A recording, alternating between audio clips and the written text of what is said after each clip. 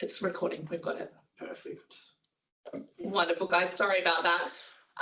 We had a slight technical hiccup, so we're just playing catch up. So I will now hand it over to Dylan, and Dylan's going to talk about some of those considerations to think about when pricing your product. Thanks, Erin. Hi, everyone. Thanks for having me on today, and thanks for jumping on. Obviously, there's a wealth of considerations when pricing your products. These are 4 that you should really consider first and foremost before you even put pen to paper. So I'm going to run through them and just give you a few examples. So a fixed cost is literally a cost that you can't avoid no matter the size of your business. Simple example of that could be rent on a commercial space, insurance for just the business, or ultimately paying tax. So anything that's not going to change, no matter if you've got 1 booking or 1,000 bookings, just a fixed cost that you physically can't avoid. A variable cost is, I guess, a cost that incorporates as the production increases or sales increase. An example of this would be obviously running more tours, so you have to purchase or look into more catering. Wages for extra guides or ongoing maintenance for vehicles. Obviously, you know, if you're running 5 tours instead of 3 a week, you're going to have more maintenance on your vehicle, more kilometres, more tours, more servicing requirements. So a big one that I guess, you know, is going to differ from business to business is your what if costs. So these are any sort of, literally any what if that comes up when a business is operating. A really good way to look into this from a business perspective is telling a story about your experience. If you're a tourism business that travels out to Litchfield, what if my vehicle doesn't start in the morning? That's a what if cost. What if my vehicle does start and a wheel pops on the way to pick you up my first customer? Literally telling a story from start to finish of your experience will have you thinking of any possible what if that could happen, and you need to incorporate a small fee per booking to cover this. And then my personal favourite, the marketing cost. So this is any cost incorporated with marketing your experience. This could be paid advertising on social media or Google. This could be content creation, and my personal favourite, everyone's favourite C word, the commission. So paying commission to third-party sellers and trade partners should be considered a marketing cost. And you need to make sure that you're incorporating a small fee when you're taking a booking or, you know, pricing your product, so you can cover these costs when you're taking part in marketing activity. Oh, sorry, I've got a draft. So now that we've thought about what costs we should be considering, another really important thing to do before you do set your pricing, or when you're looking at what your pricing strategy may be, is a competitor analysis. So analysing your competitor pricing helps establish that baseline, and it helps show where you and your business sits within the market, and allows you to create that pricing strategy to appeal to your target audience effectively. So why do we do a competitor analysis? Informed pricing decisions that are competitive and profitable. You want to make sure that you're setting your pricing, or you're making your decisions based on factual information. You know, most of the people on this call are going to be owner-operators, or they're going to be invested into the business, which means you really do have that emotional connection with your product. But sometimes you do have to take a bit of a step back and just look at the wider lens, and look at it as a little bit of a third party. So doing a competitor analysis really helps you be informed about that. It also helps you position your business effectively, and it helps you understand what your unique selling points are, or your USPs are compared to others that are in the market. Or it can also show you if there's a saturation of a unique selling point, and what shifts you could make in your business to be different. So obviously it's really important to identify who your competitors are, and to be really realistic when you do this. you have both direct and indirect competitors. And so what I would say in terms of the being realistic, obviously like a campground, their competitor is not going to be Finnis River Lodge. If you're a day tour that goes out to, say, Litchfield or maybe to Kakadu, your competitor is not going to be Journey Beyond. So just be really realistic about who your competitors are in the market, so that when you are doing that competitor analysis, you are getting the most valuable information that you can. And to give you a little bit of an example of an indirect competitor, I don't like using operators as an example, so I'll use regions. So Katherine and Kakadu would be an indirect competitor of each other, in the sense that they both provide very similar products and would attract the same sort of customer or visitor. So once you've identified who your competitors are, you're going to go out and you're going to gather as much information as you can. And don't feel bad about doing this. Every other business is doing this on you once they've identified that you're a competitor as well. You want to look at things like what are their products, how are they priced. You want to look at what their website is like and what their social media or their reviews are like. And you also want to look at what their unique selling points are. So you can either align or you can make sure that you can differentiate your products. Once you've gathered all this information, a SWOT analysis or a comparison matrix can be really helpful in identifying where that opportunity and growth is for your business. It will also identify, like I've said before, if there's any sort of oversaturation of specific unique selling points. So again, I'll use the likes of, say, a Litchfield tour. You know, if everybody is saying that they're going to Florence Falls, it's probably not so much a unique selling point of your tour. So you want to see what your competitors are doing, so you know how to position yourself a little bit different in that marketplace. And then once you've done your competitor analysis, before you do set your pricing, you need to have a look at what the perception of value is. So I've titled this slide, "Value is Perception, Not a Calculation." So it does go back to what I was saying earlier. As business owners and business managers, you all have an emotional connection to your product and what you think it is worth. But again, you do need to take that step back and you need to understand what the customer's perception of that is going to be. So where does perception come from? So perception will come from first impressions, and a lot of the time, especially for Northern Territory businesses, those first impressions will be what your digital presence is online. So it will be your own business website, it will be your social media platforms, and it could also be your presence on our consumer-facing website, northernterritory.com, and that comes from your ATDW listing.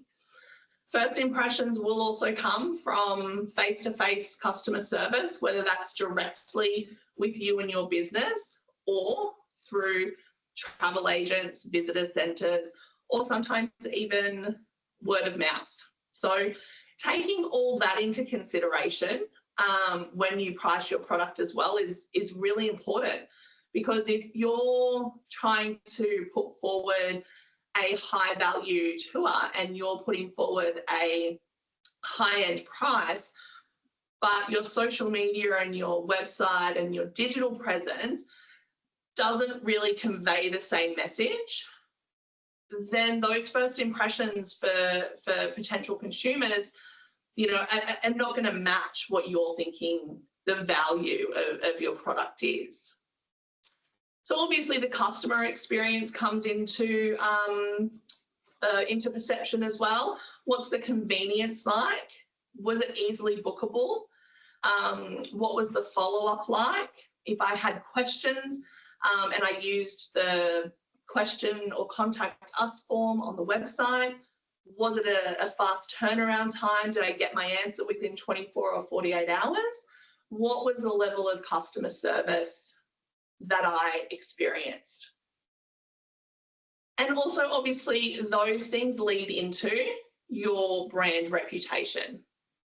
Another really important thing to think about in your brand reputation is your online reputation that comes from reviews and how you engage with your digital platforms like social media and your website. So your online reviews are really, really important, because what will happen is consumers looking to book a tour, an experience, a hotel, any type of tourism product, are really going to look for how they can authentically see what the value of that product is. And the first thing they do is go to reviews. They want to see what other travellers have thought of that. So making sure that you are recommending to your customers that they are leaving reviews, making sure you're engaging with reviews when they are left, good and bad. And I know that that can sometimes be a little bit daunting, but sometimes engaging with negative reviews can be the best way to turn that opinion around, or to turn that bad review around into a positive review, because it gives you the option to speak all the wonderful things about your product or your business. Brand reputation also, when you're considering that, you need to consider what we call user-generated content, or USG, and that sort of flows into the social media engagement point there. Again, it's a little bit like checking out reviews, but in a visual way. People want to see what actual tourists or actual travellers are experiencing when they come on your tour, or when they stay at your hotel, or when they eat at your restaurant. Staged photo shoots are great, but travellers are really savvy these days. They know when photos and campaigns are staged, and they really want to see that user-generated content to see what the on-ground experience is really going to be like. So again, being really engaged with your social media, having your own hashtags, recommending all your customers to post and share and tag you, so you can then also share that as well. And again, that then comes down into your marketing and your communication strategy. So really, your marketing and your communication strategy is your consistency of your messaging, and it's then you making that emotional connection with your potential customers or travellers. So I know we think a lot about what are those fixed costs, what are the what if costs, but I really would put to everybody to say, really step back and have a look at what the perception of value is with your product, and how you can then increase that. You wouldn't change your pricing if you were, say, a day tour without knowing what the price of diesel was. It's one of those things you really should be factoring into your pricing strategy. I'll hand it back over to Dylan now, because you've heard me talk for quite a while. All right, so now we've worked out all the costings to consider. We've done our competitor analysis, and we've thought about our perception of our brand or our experience. Let's talk about, as I said, my favourite marketing expense, commission. So I really want to shift the narrative with commission. It's not an expense that you pay when someone books as per se. It's a marketing expense for visibility. So I guess in a small, simple and somewhat sometimes harsh example, John Smith, that's located in Seattle of the USA, if he's got a specific way that he books his holidays, and that's not with that's not going direct to websites and not spending hours on end researching. He might walk straight into a travel agency, and when he says he wants to go to the NT, those products that are bookable with that travel agency is what's going to get booked. So your product isn't visible unless you're paying these commissions to these trade partners, when people in all different parts of the world are booking these experiences. So I really want to shift that narrative of commission is paying my commission, as opposed to commission is a marketing expense that is going to overall increase my visibility tenfold for customers wanting to book an experience or holiday to the NT from all different parts of the world. So I've got a bit of an example of a rate sheet up there that you actually have to put together when you're working with trade partners from all different, whether it's a domestic trade partner or international partner. This is just an example that we provide to you guys from our website, where there's a tours one, an accommodation one, and a attractions one. But this, if you obviously, as I said, if you're working in trade, you will already have these. But if you're new to trade, or you potentially just want to, I guess, look at your pricing structure on a one-page document, this is a really good way to do so. So, as I said, they're designed for distribution partners, but if you take into consideration all these costs and you put it on a one-page document, you put in there what a trade partner would need to know about your experience, or what a customer would need to know about your experience. You've got your tour or accommodation details, which is what your tour entails, where it starts, where it finishes, how often it runs, what time it starts, what time it finishes. This will give you, I guess, a bit of an outsider or customer look at what you're offering to a customer. And then again, what Erin was talking about before, how your experience or product will be perceived on the pricing end. But ultimately, these are designed for your pricing details. So anything related to your price, and again, we're talking about commission here. So your gross price, which is what you would sell your tour for direct on your website, and then your net price, which is, depending which trade partner you're working with, 20 to 30% commission. And then you've got your adult, your child, and concession pricing with the gross and net price. Again, if you've got this all on one page, it'll give you an outsider perspective on what your price looks like. And ultimately, if you've put enough money on top of your experience to cover the commission, but ultimately come back to breaking down all your costs and making sure you're covering everything when working with trade.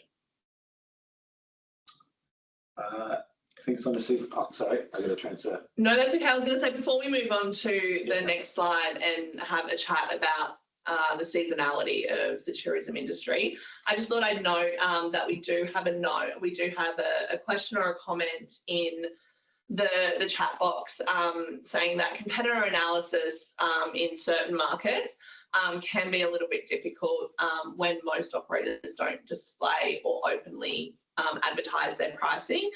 And look, I would say that's a really good point. What I would say around that is checking your competitors' pricing is probably only one aspect of a competitor analysis. And while it's important, it's probably not the most important, or, there's other things that are just as important, like looking at what those unique selling points are and comparing them to what you're offering as well, and identifying where some of those gaps in the market are. I would also say that networking is a really great way within your subsector of the industry, whether it's day tours, multi-day tours, hotels, attractions, is a really good opportunity to build some collaboration, or just build some relationships where you can openly have some of those conversations.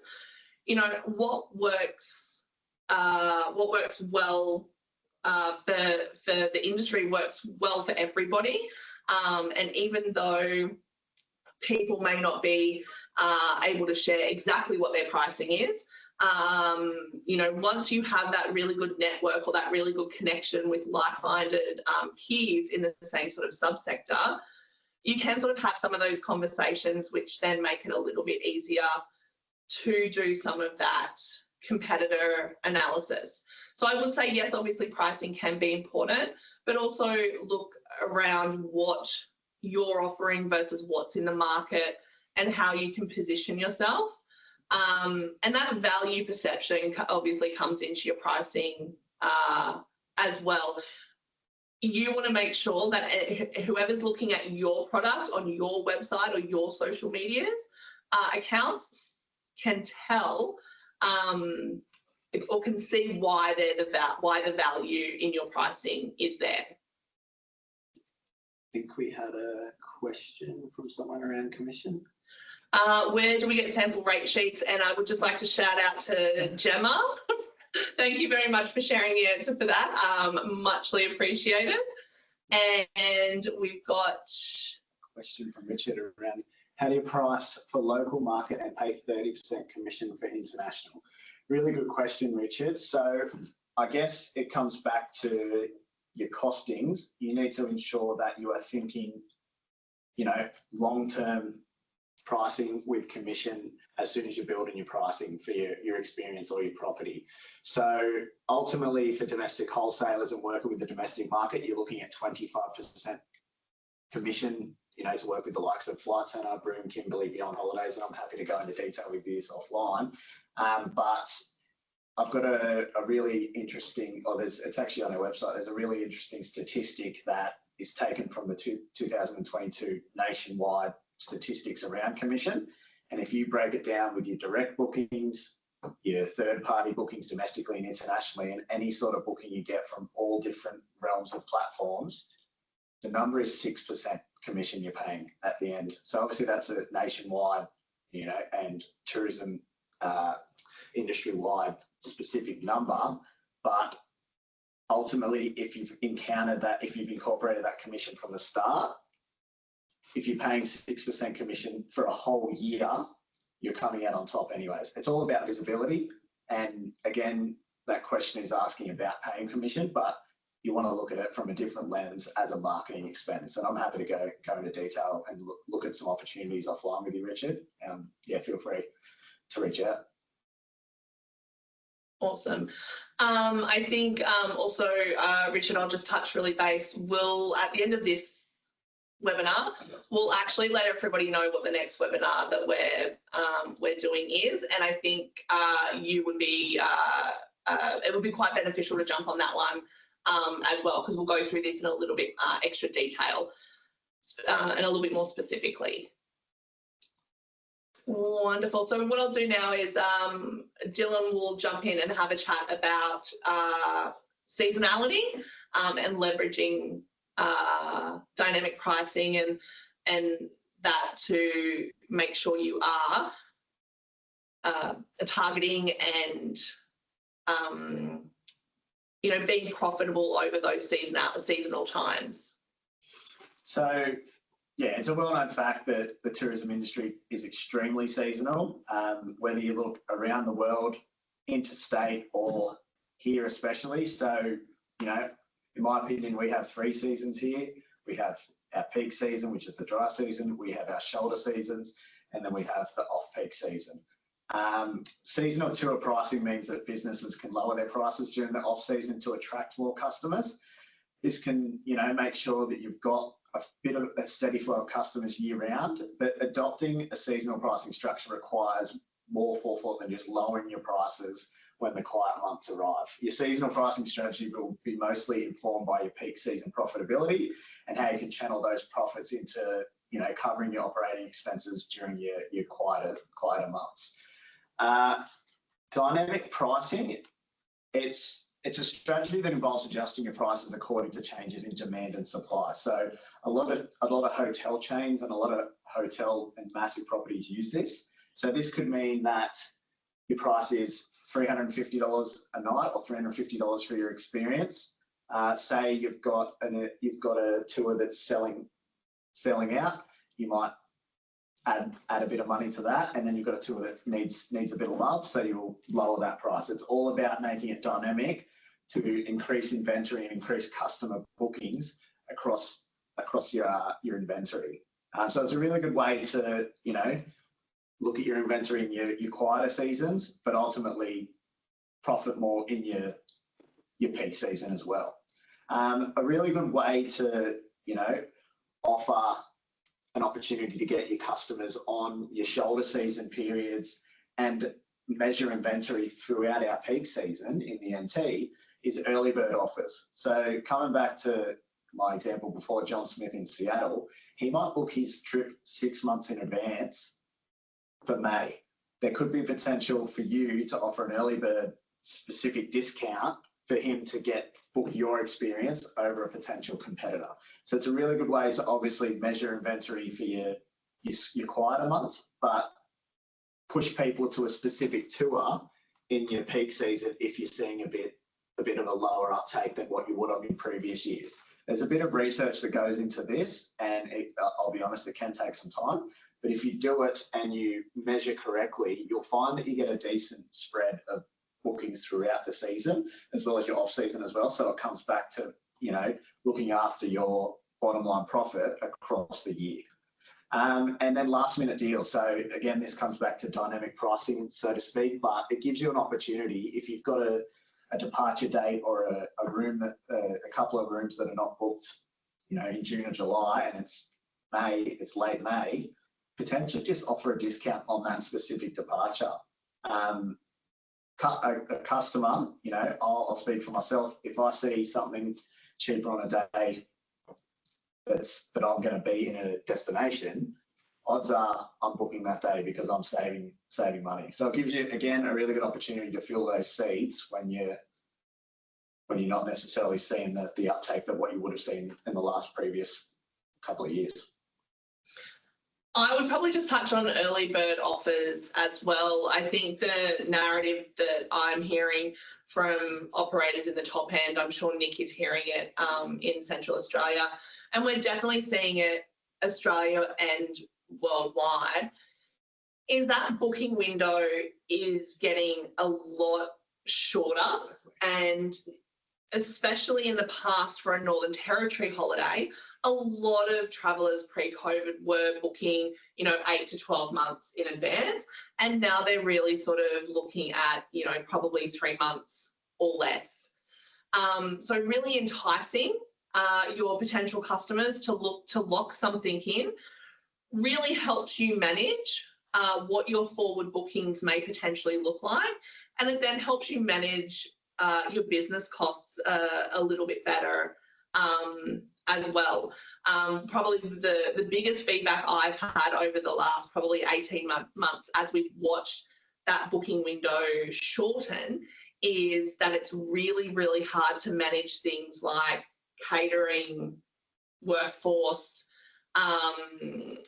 cleaning, all those sorts of things, because the forward bookings aren't telling the story that it used to tell pre-COVID. So, like I said, incentivizing customers or travellers to lock something in with you maybe a little bit earlier than they would probably think. I would also just like to flag that when we do talk about early bird offers, we're not necessarily saying you have to discount your price. We completely understand that peak season is when a lot of our operators make their money. But think about what you can package together. How can you upsell, or how can you add something on to incentivize that they book early with you? And it doesn't necessarily have to be a 10% off. So think about that as I introduce Gemma, because Gemma is going to talk about the Territory Tourist Discount Scheme, which is the 25% off discount. But a lot of this insight and a lot of this information can be adapted outside of this particular discount scheme, and it can be adapted to the seasonality of our industry. So I will unmute Gemma, and she will take it from here.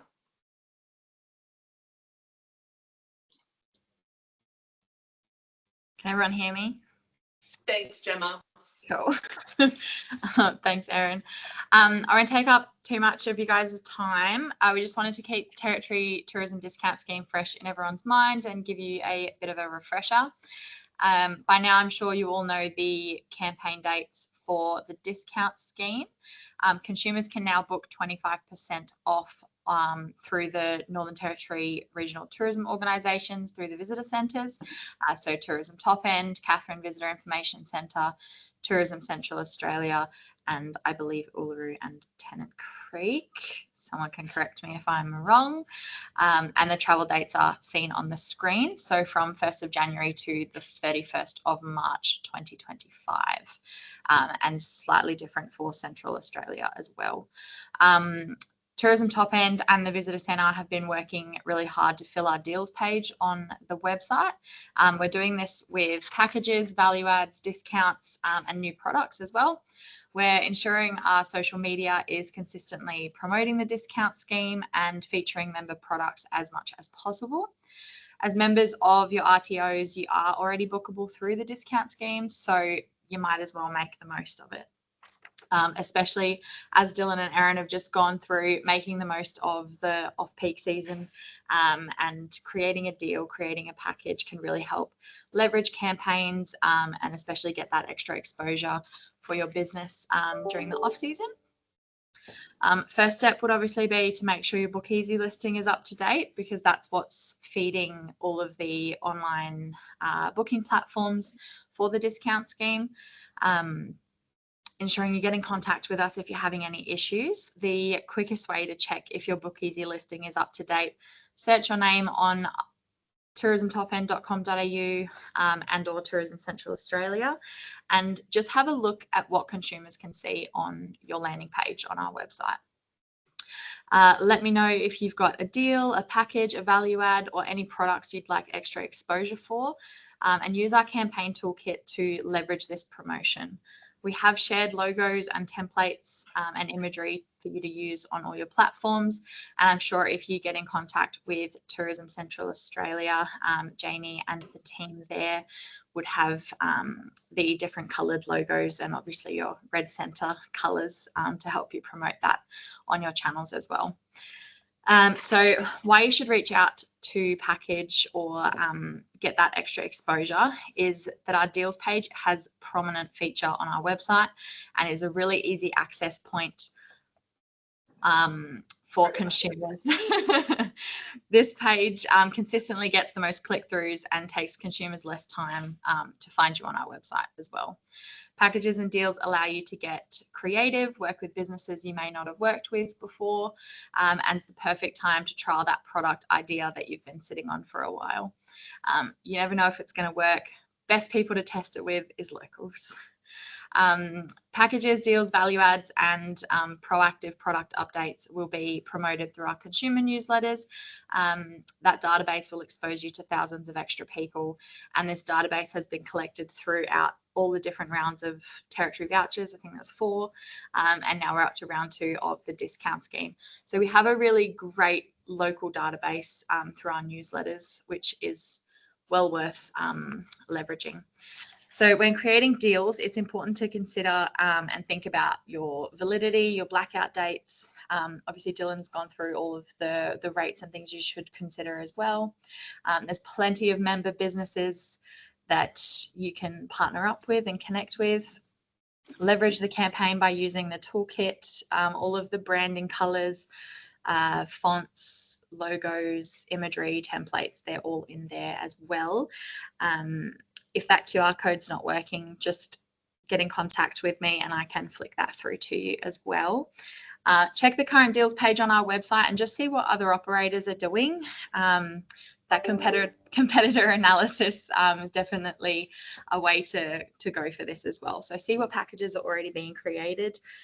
Staycations are always a hit. So if you're a tour or an attraction, link up with an accommodation provider, link up with a hospitality and team member, and get that experience put together and promote that through our channels as well.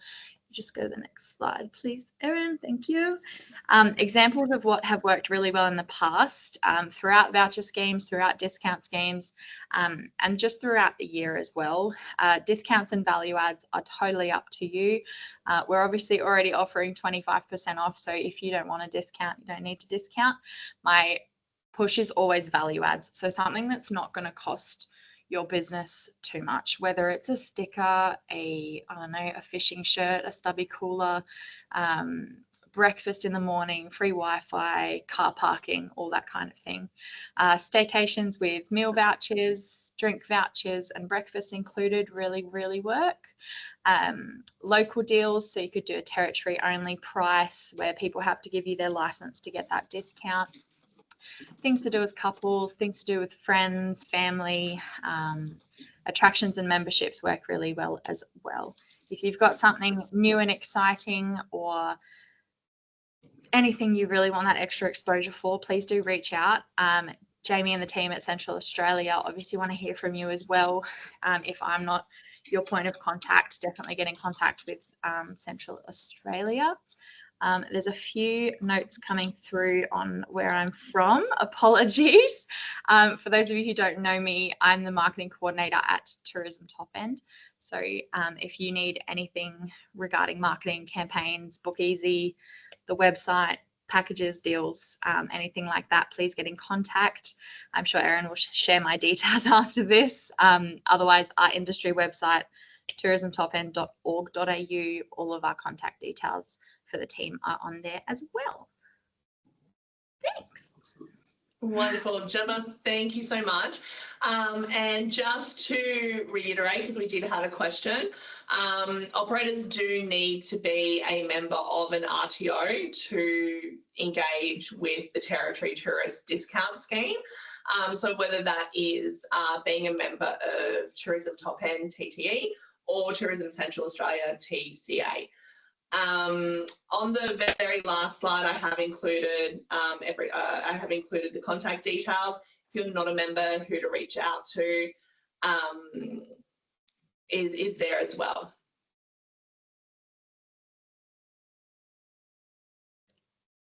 Wonderful. Gemma, thank you.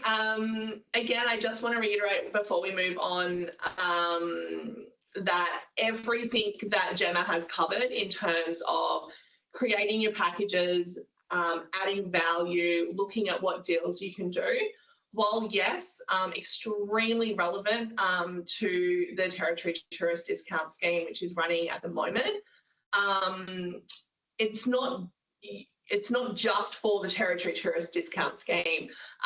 It can be for any type of shoulder season. It can be any type of business gap that you've identified in the market where bookings maybe are a little bit sluggish.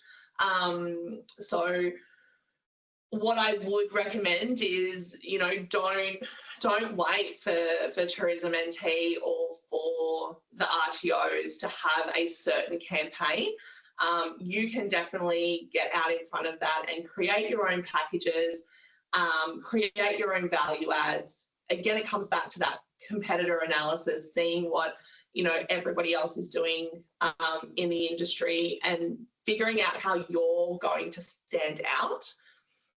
A really good way to be able to do that outside of what a campaign is currently running at the moment with the discount scheme is engaging with ATDW deals and offers. So the deal and offers section of ATDW feeds through to our consumer website, and we have a year-round section on our website.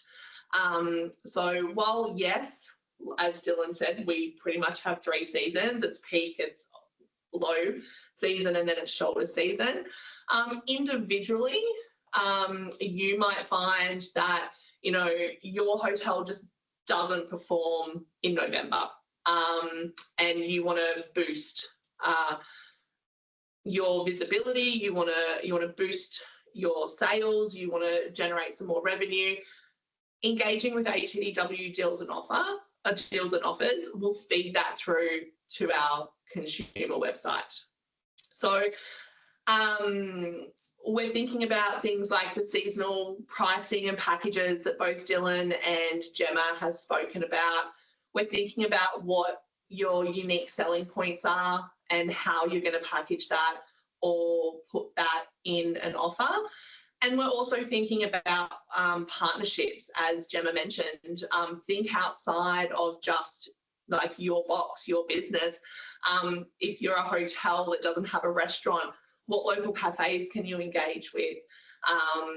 You know, if you're a restaurant that doesn't necessarily have any type of bookable product, what tour can you engage with to have them include you as a lunch stop or something like that?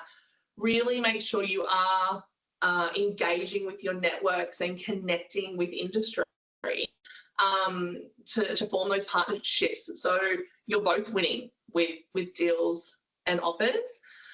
I did specifically make sure that the 3 examples that I put here were not discount driven.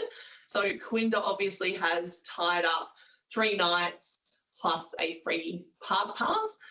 So they've evaluated what the cost of a park pass is, and they've tied that into an accommodation package to show that additional value add. You know, Knots Crossing has done very much the same with a free breakfast with accommodation. They've evaluated what those costs are and they've figured out how they can package it all together. Again, it comes back to what that perception of value is.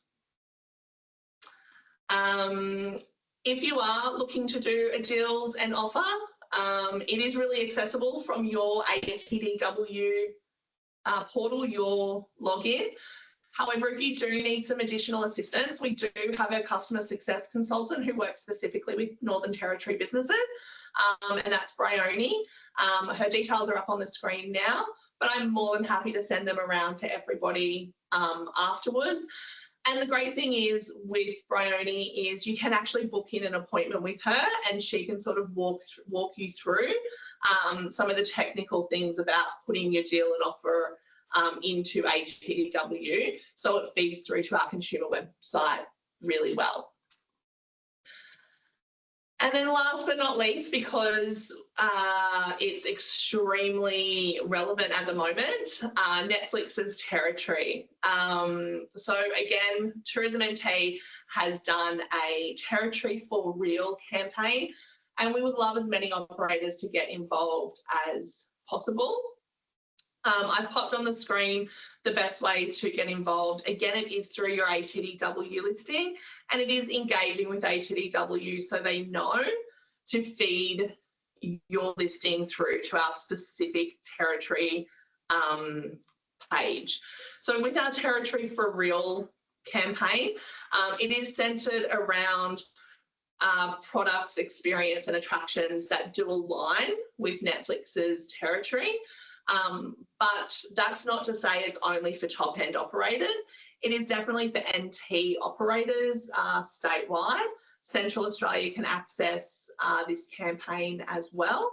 You just need to make sure that your product, your attraction, your accommodation, whatever it is, aligns with that Territory for Real sentiment. So again, if you're putting packages together, if you're looking at what the shoulder season's going to look like after Christmas, leveraging off Territory is a really great way to do that as well, as it will have a more interstate and international audience than the tourist discount scheme.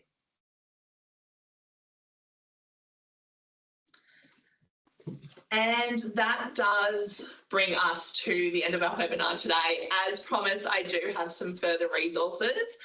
I specifically wanted to call out Small Business Champions and the Business Enterprise Centre NT, BEC NT, as you may have heard it referred to. Small Business Champions have a great range of grant programs going at the moment, one of them being the Business Growth Grant, which can be used for planning, and it can be used for marketing. So again, a really great way to have a look at what that marketing and communication strategy is for your business, how you're getting your message out to the consumers, and how you're making that emotional connection with them about your product, so that value is easily perceived. I've also included Tourism Top End and Tourism Central Australia's Michelle and Jamie's details. Both Michelle and Jamie look after memberships. I'm so sorry, Jamie, I understand that you don't all just look after membership. But if you are on the webinar and you are not a member of an RTO, but you are looking to engage with the Territory Tourist scheme, discount scheme, these are the two best contacts for you. Last but not least, I did want to share the Northern Territory Government Supplier Directory. So if you're looking to engage with a tourism business consultant, and you're just not quite sure how to navigate that, we have a great directory on our NTG website. Again, I'm more than happy to share that link, but it will help you navigate what tourism business consultants or what business consultants are going to be best for, you know, what business need you potentially have. So whether it's strategy, whether it's marketing, whether it's financial, and all that sort of stuff. So wanted to share that. It can sometimes be a little bit difficult to navigate, and if you don't know where to start, you don't know where to start. So that's a really good starting point.